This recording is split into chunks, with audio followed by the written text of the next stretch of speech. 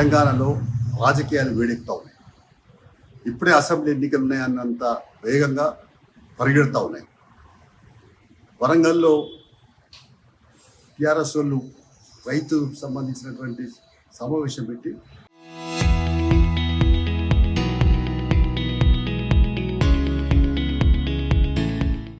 రైతు సంక్షేమ గురించి పెట్టామని చెప్పి అక్కడ మాట్లాడిన తీరంతా కూడా కేటీఆర్ ఒక మాజీ మంత్రిగా ఉండి బూతులు తిట్టేటువంటి పరిస్థితి ఆయన చేశారు.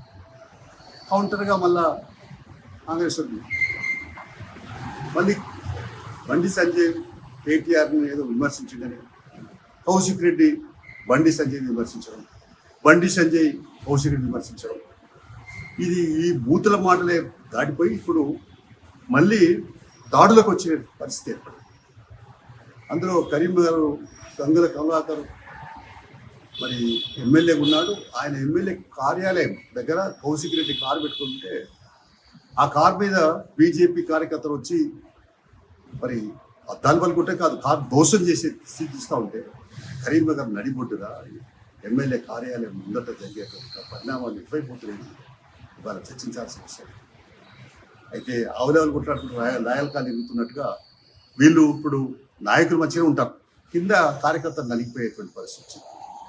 ఇది నిజంగా చెప్పాలంటే మరి రాష్ట్ర ప్రభుత్వం కూడా సీరియస్గా ఇలాంటి దుశ్చర్యల మీద ఉక్కుపాదం మోపకపోతే దీనిపైన ఇంకా భవిష్యత్తులో రాజకీయాలు మరి ఒక సాపిగా లేదా నిదానంగా ప్రధానం కొనసాగే పరిస్థితి, సజావుగా సాగే పరిస్థితి ఉండదు.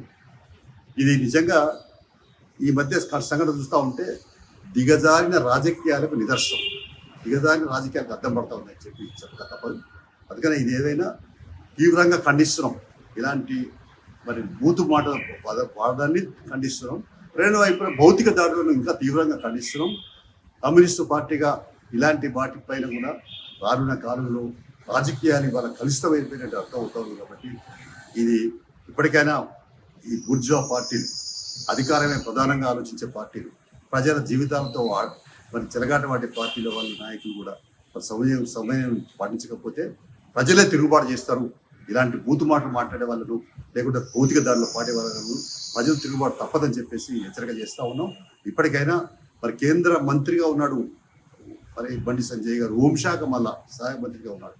మరి ఆయన దగ్గర నుంచే కార్యకర్తలు వచ్చే పరిస్థితులు వైపున చూస్తే, రెండో వైపున ఇటు టీఆర్ఎస్ వాళ్ళ కార్యక్రమాలు ఇట్లాంటి ఇవన్నీ చూస్తూ ఉంటే చాలా దుర్మార్గంగా ఉన్నాయి. కాబట్టి మేము తీవ్రంగా ఖండిస్తాం. దీనిపైన ఒక జ్యుడిషియల్ ఎంక్వైరీ చేసి దీనిపైన ఎవరు దోషం చేస్తే వాళ్ళపైన చట్టపరమైన చర్యలు ఉండాలని చెప్పి నేను డిమాండ్ చేస్తాను.